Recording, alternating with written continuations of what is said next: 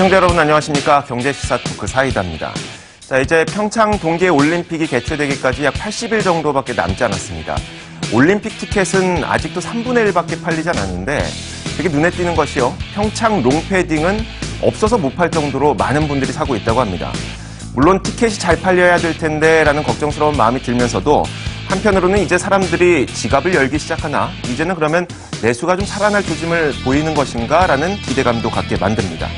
더불어서 주식시장에서 내수도 주도 강세를 보이고 있기 때문에 물론 아직 국민들의 소득이 높아졌다는 확연한 증거를 우리가 눈으로 확인하진 못했습니다만 경제는 심리인 만큼 이 소비 심리가 좋아질 것인지 전망을 해보도록 하겠습니다. 자, 또 한 가지 이야기를 준비했는데요. 전 세계적으로 차량 공유 서비스가 아주 빠르게 확산이 되고 있죠. 하지만 우리나라에서는 발목 잡는 것들이 아직은 많습니다. 물론 어렵게 일하고 계시는 운수업 종사자분들을 생각하면 좀 마음 아픈 부분도 있지만 이러다가 우리나라의 공유 서비스 산업에서 우리나라가 뒤처지는 것은 아닌가 이런 걱정도 되게 만듭니다. 자, 하나의 답을 찾기 힘든 차량 공유 서비스에 대해서도 저희가 한번 이야기를 나눠보도록 하겠습니다. 지금 출발합니다.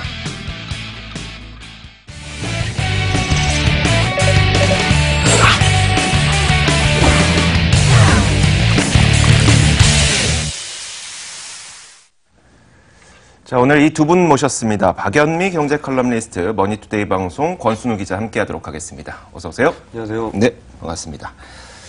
자, 오늘 어떤 이야기를 하게 될지 먼저 첫 번째 주제 준비했습니다. 만나보시죠. 롱패딩 신드롬. 자, 박연미 컬럼니스트도 워낙 외부 활동이 잦죠? 네, 그런 편이죠. 롱패딩 좀 마련하셔야 되겠어요. 이게 신장에 따라서 선호하는 의상의 스타일이 좀 달라집니다. 네. 제가 꼭 작아서 그런 건 아닌데요. 요즘에 인기가 많긴 많더라고요. 소위 벤치 다운이다 아니면 이불과 맞먹는다 해서 이불 다운이다 이런 별칭도 있던데 특히 청소년들이 이 옷을 굉장히 선호하더라고요. 그래서 물어봤어요. 어저께 오늘 이 얘기 한다고 해서 가까운 데 사는 이제 중학생들한테 물어봤더니 이유가 크게 두 가지라고 하더라고요. 한 가지는 일단 요즘 어린이들은 내복을 입지 않습니다.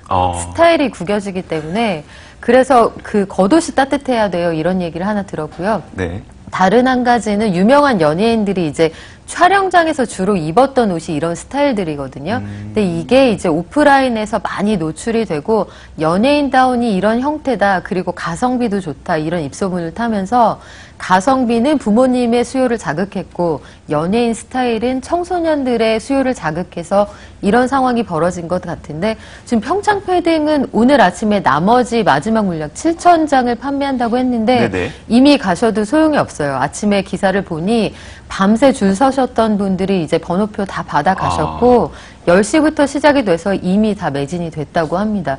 이런 상황들을 보면 평창 패딩이라는 그 패딩이 붙어 있는 별명이 네네. 오히려 올림픽의 길을 좀 살려주고 있는 것 아닌가 이런 생각도 들어요. 네.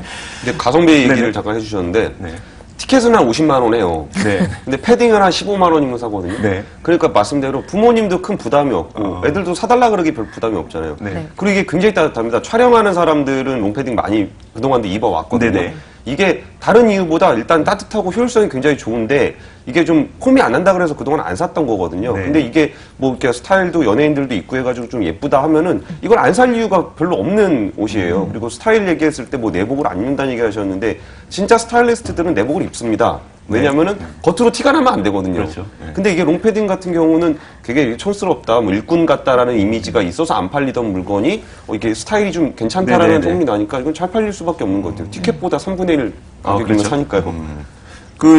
권순우 기자 어제 안부인분께서 홈쇼핑을 그렇게 보고 계셨다면서요? 예, 그냥 홈쇼핑을 갑자기 보고 있길래 네네.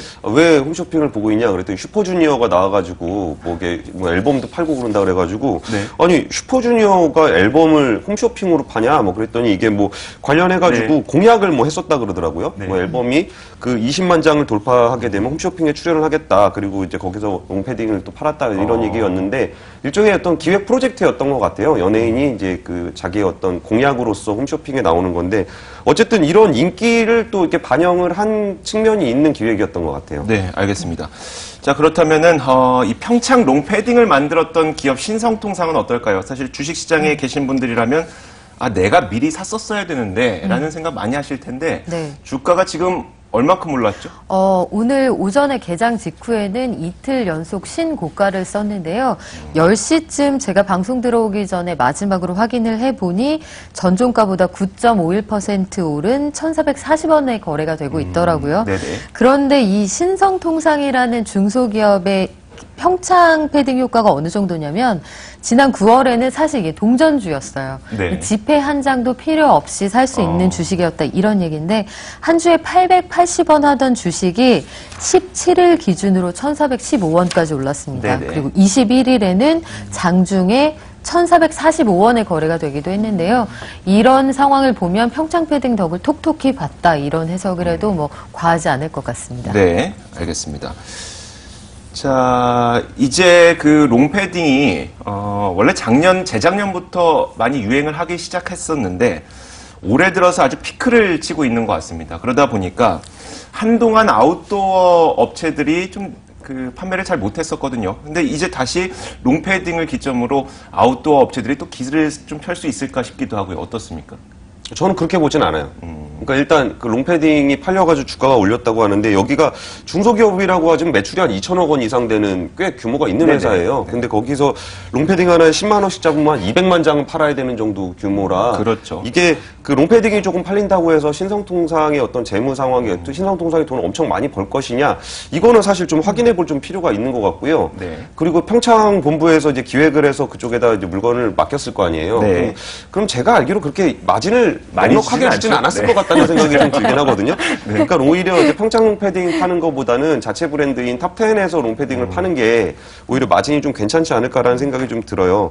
그리고 이게 그동안 아웃도어 회사들이 도산을 굉장히 많이 했습니다. 한때 이제 우리나라 사람들의 어떤 그 유니폼처럼 등산복 입는다 그래가지고 굉장히 많은 회사들이 이 아웃도어 시장에 진입을 했다가 이제 뭐 거의 대부분의 사람들이 집에 등산복 없으신 분들 없잖아요. 네. 그러면서 좀 많이들 도산을 하고 새로운 사업 발굴하고 막 그랬었는데 이제 롱패딩이 그러면은 이제 다시 아웃도어에 붐을 일으킬 수 있을 것이냐 여기는 그렇게 생각하진 않아요. 이게 일단 롱패딩 자체의 가격이 이전에 아웃도어 굉장히 고가의 제품들이잖아요. 네네. 이런 것들이 팔리던 거에 비해서 뭐 이게 조금 팔린다고 해서 그 전에 어떤 영광을 다시 누릴 수는 없을 것 같아요. 그전 같이 연간 한 20-30%씩 성장하던 게 지금 10% 이하로 좀 떨어졌거든요. 성장세가. 이거를 반등하기 쉽지 않을 것으로 보이긴 하는데 워낙 이게 급격하게 성장세가 위축되고 있었기 때문에 이번을 계기로 그런 그러니까 성장세 둔화를 조금 완화하는 정도의 효과가 있지 않을까라는 생각은 좀 들고 신성통상의 주가를 비롯해서 이렇게 다른 그 회사들의 주가도 많이 오르긴 했거든요. 그래서 이거는 펀더멘탈을 반영했다라기보다는 약간의 좀 테마주 같은 네네. 느낌을 좀 받고 있어요. 기대 심리가 반영이 됐다는 것이겠죠. 그런 그 기대 심리 가운데 하나가 바로 이제 국민들이 지갑을 열게 될 것이냐 이런 기대 심리인데요. 오프닝에서도 말씀드렸던 것처럼 아직 우리나라의 소득이 확연히 늘어났다는 것을 우리가 눈으로 확인하지 못했습니다만 그래도 이렇게 지갑을 열고 있는 것을 보면은 내수주들이 이제는 좀 힘을 받게 될 것인가에 대한 희망이라고 할까요? 그런 것들이 좀 나오고 있는 것 같아요. 글쎄, 최근 몇 년 동안 경기가 굉장히 안 좋았는데 부동산 시장이 약간 살아나면서 여기에서 좀 마음의 여유를 얻은 분들이 작년부터 조금 늘어났던 건 사실이에요. 그런데 아시겠지만 연이은 규제가 나오면서 이제 시장이 다시 얼어붙고 있는 상황이잖아요. 그래서 내수주를 막 적극적으로 기대할 수 있는 상황인가 이건 좀 지켜봐야 할 것 같아요. 제비 한 마리가 왔다고 봄이냐 이런 논란이 있을 수 있을 것 같은데 다만 날씨는 추워졌지만 한중 관계에는 해빙이 온 게 분명하잖아요. 이런 상황들 속에서 이제 또 평창 올림픽까지 다가오고 하니 백화점이나 면세점 사업자들을 중심으로 해서 내수주가 좀 살아나지 않겠느냐. 그리고 증시가 워낙 지금 좋은 상황이니까 네. 이런 증시들이 좀 살아나면서 전반적으로 자금이 좀 돌지 않겠느냐. 여기에 대한 기대 심리도 상당히 반영이 돼 있는 것 같아요. 해서 내수주가 그리고 내수가 정말 완전히 살아날 것이냐 이걸 좀 지켜봐야겠습니다.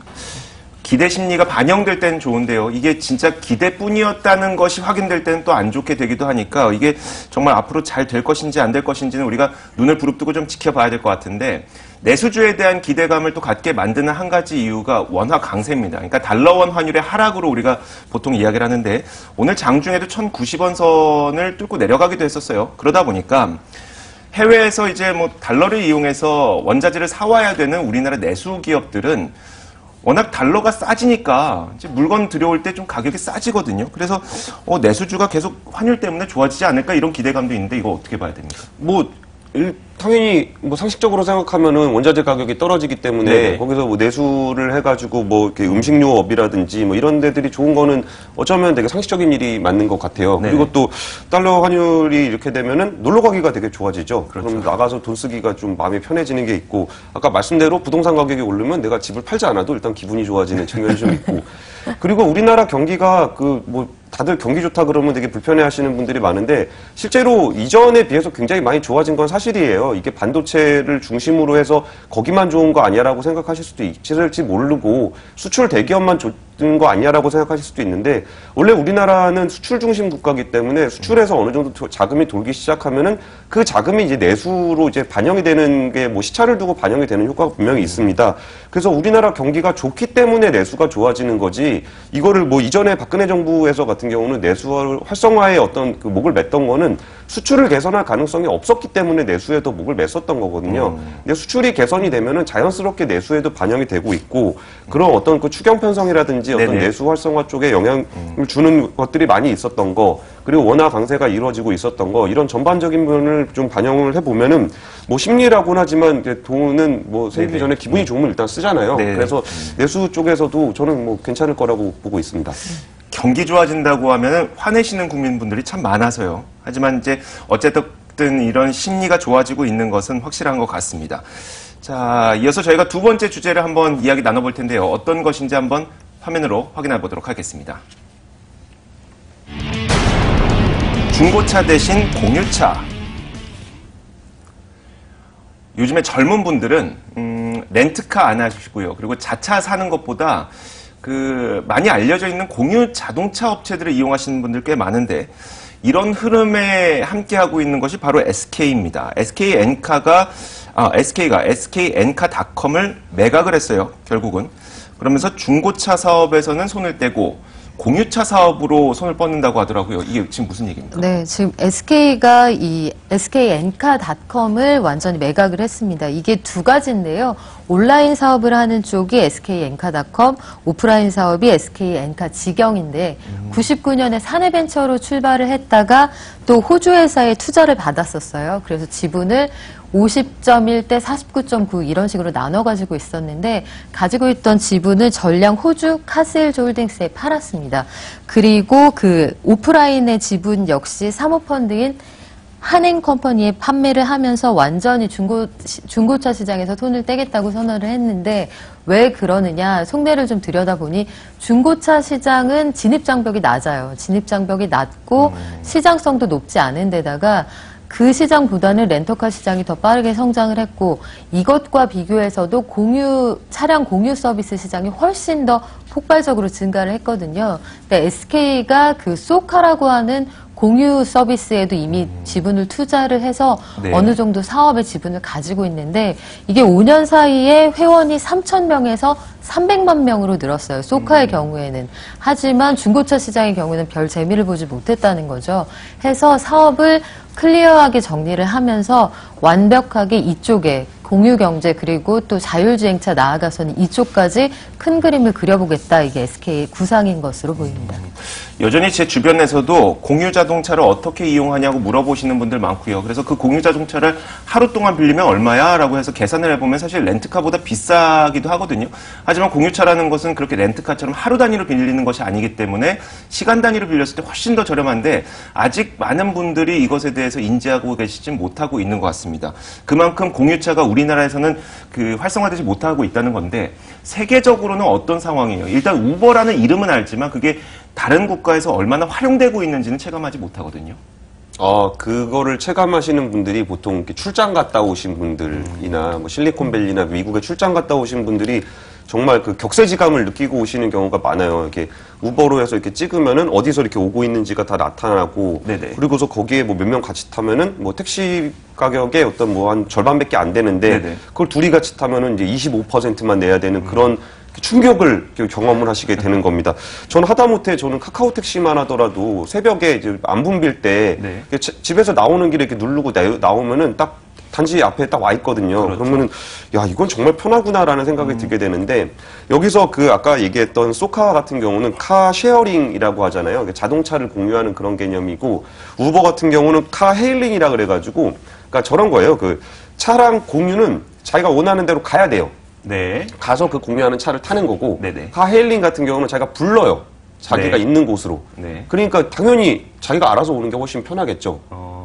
그렇게 되는데 여기서 이제 차이가 있다면은 우리나라에서는 그 카헬링이 사실상 불가능합니다. 왜냐면은 그 뒤에 또 얘기를 좀 더 자세하게 할 것 같긴 한데 여객자동차 운수사업법에 따르면은 자가용을 가지고 유상 운송을 할 수가 없습니다. 그 얘기가 뭐냐면은 네네. 내 차를 가지고 돈을 벌면 안 돼요. 네네. 이게 법으로 금지가 돼 있고 다만해서 예외 조항이 몇 가지가 있습니다. 뭐 천재지변이 나가지고 어쩔 수 없는 상황이라거나 그런 것들이 있고 하나가 이제 카풀 같은 경우 출퇴근 시간 정도만 허용이 되고 있습니다. 그렇기 때문에 우리나라는 카헬링 자체가 거의 불가능한 상황이고 우버도 요새 그거 안 하고 음식 배달하는 것 같은데요. 우버가요? 네, 우리나라에서요? 네, 음식 배달 앱으로 바꿨을 거예요. 네네. 우버가 이제 그 카헬링을 못하는 사업장 우리나라 규제가 그렇게 돼 있기 때문에 안 하고 있고 쏘카 같은 경우도 직접 거기 가야 된다는 불편함 그리고 차량을 관리를 해야 된다는 그런 불편함 때문에 폭발적으로 늘어나고 있지는 못하고 있습니다. 그러니까 이거잖아요. 택시를 이용하는 것처럼 내 차를 불러서 내가 이쪽으로 가고 싶으니 거기까지 가주세요. 이건 안 된다는 거잖아요. 그렇죠. 영업행위니까요. 예. 다만 제가 제 차를 이용해서 저 어디까지 갈 건데 같이 타고 가실 분 있으면은 같이 타고 가실래요? 카풀은 가능하다는 거잖아요. 법상으로도. 출퇴근 시간에만. 출퇴근 시간에만. 예. 알겠습니다. 근데 최근에 나왔던 뉴스를 보면요. 그 출퇴근 시간은 뭐 아닐지라도 내가 원래 이쪽으로 가고 있는데 거기 같이 가실 분은 같이 가세요 하면서 카풀을 연계해주는 애플리케이션 업체가 또 서울시로부터 어떤 조사를 받아야 되는 상황이 놓였나 봐요. 네, 지금 이게 좀 복잡한 상황이 네네. 되어 있는데 운수사업법 81조의 그 예외 조항에 따르면 출퇴근 때 승용차를 함께 타는 경우는 예외로 해요. 그러니까 법에 저촉을 받지 않는다는 얘기인데 여기서 출퇴근 시간대라는 규정이 문제가 되고 있어요. 왜냐하면 처음에 이 예외 조항이 만들어진 게 90년대거든요. 당시에는 주 6일제, 저도 기억하는데 토요일을 반공일이라고 해서 토요일도 출근을 했었고요. 네. 그때만 해도 주 6일 근무가 일상적이었고 아침에 출근해서 저녁에 퇴근하는 거야. 이게 일반적인 상식이었거든요. 네. 그런데 지금은 차를 공유한다? 일단 당시에는 전혀 존재하지 않았던 개념이 등장한 시대이고 차가 운전자 없이 스스로 간다? 상상도 못할 얘기였어요. 나아가서는 현재 우리의 그 출근 시스템이라는 게 굉장히 다채로워졌습니다. 자율 출근제 이런 것들도 다 도입이 돼 있는 상황이어서 이런 상황에 만들어진 앱을 90년대 규정으로 규제하는 게 맞느냐 이런 쟁점이 하나 있어요. 네. 또 다른 한편에서는 그렇다면 자가용 가지고 돈 버는 사람들이 나타나면 택시 사업자들은 뭐 어떻게 하라는 얘기냐 이런 반발도 충분히 나올 수 있죠. 해서 서울시가 이런 식으로 그 카풀의 시간을 출퇴근 시간대라고 일반적으로 생각한 시간 이외에 영업을 하는 그런 행위를 적극적으로 규제하겠다는 입장을 밝혔는데 지금 스타트업에 대한 규제, 신시장에 대한 규제다 이런 의견과 함께 기존 시장을 잠식하는 행위다 이런 주장이 팽팽하게 맞서고 있습니다. 자, 이 논란에 대해서 한번 조금 더 깊게 이야기를 나눠보죠. 말씀하셨던 것처럼 사실 그 카풀의 개념을 출퇴근 시간이 아닌 나머지 시간에 이용하는 것은 사실 택시를 비롯한 운수사업에 종사하시는 분들에게 피해를 줄 수가 있기 때문에 사실 서울시에서도 좀 규제를 하는 것으로 이해를 할 수가 있긴 한데 말씀하셨던 것처럼 반대로 다른 국가에서는 차량 공유 서비스가 정말 확산이 되고 있는데 예. 우리나라만 이게 좀 기술적으로 뒤처지게 되는 것은 아니냐 아니면 좀 그 국민들의 인식도 좀 뒤처지게 되는 건 아니냐 이런 논란이 있어서 이거 어떻게 봐야 됩니까? 예, 그거는 카헬링을 하는 나라에서도 논란이 항상 됩니다. 아, 그래요? 네. 실제로 중국에서도 택시 운전사들이 막 다 때려 부시고 폭력 시위도 하고 뭐 이런 일이 실제로 있었고요. 중국 정부에서 그 전체 정부에서 이제 그거를 풀어주겠다, 차량 공유 규제를 풀어주겠다고 했더니 그 지방 정부에서 또 규제를 하기도 했어요. 네네. 그러니까 그 정도의 그런 류의 갈등은 뭐 어느 나라에서나 존재를 하고 있지만 이거를 이제 정부가 얼마나 의지를 가지고 규제를 풀어낼 거냐라는 것은 조금씩 그 정부마다 좀 차이가 있습니다. 그리고 서울시가 규제를 하는 행위는 저는 지극히 당연하다고 생각을 하는데 그거는 규제가 그렇게 돼 있으니까 할 수밖에 없어요. 규제를 바꿔야 그 공무원들이 그렇죠. 그 바뀐 규제를 통해서 저기를 하게 되는 거고 이거는 사실 서울시만 탓할 문제는 아닌 것 같습니다. 그리고 이제 일자리 문제 같은 경우는 정말 말하기가 되게 어려운 이슈이기도 그럼요. 해요. 네. 제가 어저께 봤을 때는 그 등록돼 있는 택시 운전하는 분들이 한 26만 명 정도 되는데 이분들의 일자리를 외면할 수는 없는 거거든요. 네. 그렇기 때문에 각국 정부마다 좀 차이가 분명히 있긴 있는데 되게 중요한 사실 중에 하나는 그 대부분의 많은 국가들이 이런 카헬링 서비스가 도입이 되고 있고 그 속도가 굉장히 빠르게 진행이 되고 있다는 점을 그 뒤에 말씀드리는 얘기를 들어보시면은 진짜 우리 이렇게 가만히 네네. 있어도 될까라는 좀 공포감이 좀 들 수도 있을 것 같아요. 26만 명이라고 하니까 딸려있는 가족이 뭐 3명이라고 하더라도 거의 100만 명에 육박하는 가족들이 그 택시를 이용해서 또 생계를 이어나가고 있으니까 좀 우리가 등한시할 수는 없는 부분이 분명히 좀 깊이 있게 생각을 해봐야 될 텐데 소프트뱅크는 최근 들어서 세계 각국에 있는 차량 공유업체에 투자를 하고 있다고 해요. 저는 여기서 무슨 생각이 드냐면 우리나라에서 당장 도입은 못하더라도 우리나라에서는 뭐 일자리도 생각해야 되고 또 생계도 생각해야 되니까 우리나라 기업들도 기술에 뒤처지지 않기 위해서 그냥 해외에 있는 차량 공유 서비스 업체들에게 많은 투자를 해서 안 뒤처지면 되는 거 아니에요? 그래가지고 SK가 네. 카쉐어링 업체인 투로에다가 미국의 투로에다가 또 투자를 한 게 있고 네. 소카하고도 이제 말레이시아 합작법인을 또 만들기도 하고 그랬는데요. 제일 인상적인 회사 중에 하나는 우버 같은 데는 잘 아실 테니까 그 중국의 디디추싱이라는 차량 공유 업체가 있어요. 이 회사가 이제 우버도 분명히 중국에 진출을 하려고 했었고 거의 뭐 둘이서 붙어갖고 한 군데가 거의 한 3조 원 넘는 보조금을 쏟아 부을 정도로 굉장히 치열한 경쟁을 했습니다. 네. 저기 나오는 그 소프트뱅크가 투자한 걸로 돼 있는데 이제 그래요 결국은 디디추싱이 뭐 사실상 이겼다고 하고 그리고서 우버 차이나를 이제 합병하는 방식으로 이제 디디추싱이 승자가 됐어요. 그리고 싱가포르에 있는 그랩 같은 경우는 그랩은 이제 동남아를 여행하시는 분들의 어떤 필수 앱이 돼 있어요. 이게 오히려 대중교통이 발달하지 않은 오히려 중개발도상국에서 오히려 더 활성화가 되는데 네네. 거기는 뭐 릭샤라든지 오토바이라든지 이런 것도 호출이 되거든요. 그러면서 이제 그쪽 시장에서 어떤 지배적인 영향력을 가지고 있고 뭐 인도 같은 경우도 올라캡이라는 그 택시 공유 업체가 인기를 끌고 있고 브라질에는 구구라는 건데 여기서 아까 그 도표에서 나왔던 것처럼 이들의 공통점 중에 하나는 그 지역에서 지배적인 사업자라는 거고 또 하나의 공통점은 소프트뱅크라는 데가 다 같이 투자를 하고 있다는 거예요. 네. 그 얘기는 뭐냐면은 아까 말씀드렸던 것처럼 차량 공유 앱이 이렇게 둘이 붙으면은 거기 저가 경쟁을 하게 되거든요. 네네. 그럼 굉장히 출혈이 그렇죠. 심해요. 네네. 그랬을 때 저게 이제 어떤 컨트롤 타워처럼 돼서 국가별 어떤 합종 연행이 가능한 거예요. 네네. 이 시장을 자기들이 배분을 하고 있는 거예요. 네. 이 시장은 내가 먹을 거니까 내가 할 거고 저 시장은 네가 먹을 거니까 네가 하는 거고 굳이 우리가 경쟁하면서 그렇게 출혈 경쟁을 할 필요가 없다는 게 전 세계의 지형을 소프트뱅크라는 회사가 뒤에서 만들고 있다고 보셔도 될 거예요. 이러면 어떤 일이 생기냐면은 아까 우버가 차이나 중국에 진출을 했을 때 이게 디디추싱이라는 회사가 방어를 했기 때문에 중국 시장을 디디추싱이 가지고 있는 거지만 네네. 만약에 그런 회사가 없었다면 거기가 우버가 다 먹었을 거예요. 네. 그럼 이제 우리 국내에서 이거 혁신 성장을 위해서 규제를 풀어야 된다라고 얘기를 하지만 예를 들어 지금 당장 규제를 풀어버리면 우버가 와서 다 먹어버릴 수도 있어요. 네네. 그럼 이거를 방지하려면 어떻게 해야 되냐? 국내 업체, 그러니까 여기서는 현지 업체라 그러겠죠. 현지에 어떤 강력한 플랫폼 파워를 가지고 있는 업체가 없을 경우에 규제가 풀어지면 바로 먹혀버릴 수가 있거든요. 그 부분에서 혁신 성장을 하지 않을 때 오히려 내수 시장을 해외 업체한테 뺏길 수 있다는 우려도 충분히 제기가 되고 있는 그러니까 겁니다. 단순히 우리가 지금 차량 공유 서비스를 우리나라에서 서비스하지 않는다고 해서 그 기술에 뒤처지는 그 문제가 아니라 나중에 규제가 어느 시점 풀리게 됐을 때 오히려 해외 업체에게 우리 시장을 빼앗길 수 있다는 더 큰 우려가 있다는 거네. 그렇죠. 국내에 어떤 기업을 육성하지 못했을 때 미래에 생길 위험을 대비할 수가 없다는 거예요. 우리가 우버에 우버랍니다. 그 소프트뱅크 지분 사면 어떨까요? 그러면 이게 주식은 갖게 되겠지만 아까 얘기했잖아요. 국내 기업이 존재하는 이유는 수익을 내는 것뿐만이 아니고 부가가치를 창출을 해야 되는 거거든요. 얼마 전에 네이버하고 구글하고 논쟁이 있을 때도 야 구글 니네 몇 명 고용하냐 막 이런 식의 싸움이 네네네. 됐었잖아요.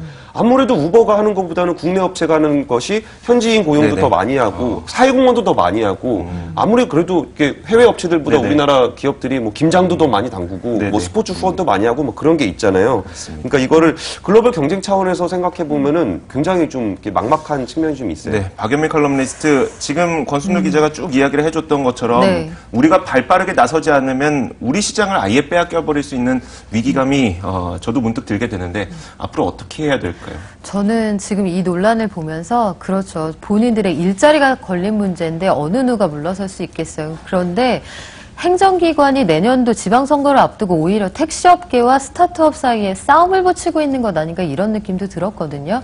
여기에서 보면 우리가 외면하고 싶지만 외면할 수 없는 현실이 무엇이냐면 아마 앞으로 운전기사라는 직업이 점차 설 자리가 줄어들 겁니다. 자율주행차가 나오고 있고 길게 봐서는 26년 안에 사람이 운전하는 차가 완전히 사라질 거라고 보고 있는 글로벌 자동차 회사들도 있어요. 그렇다면 직업의 패러다임이 바뀌고 있는 이건 어떻게 보면 굉장히 철학적인 문제이거든요.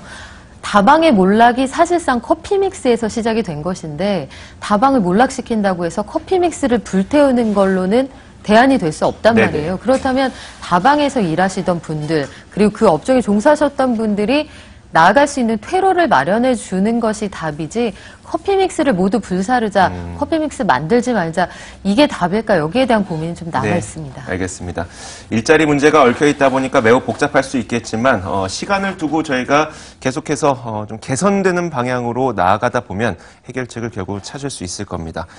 자, 오늘 박연미 경제 칼럼니스트 그리고 머니투데이 방송 권순우 기자와 함께 이야기 나눠봤습니다. 말씀 고맙습니다. 자, 오늘의 이슈도 짚어드리도록 하겠습니다. 이슈 파노라마 지금부터 함께 하시죠.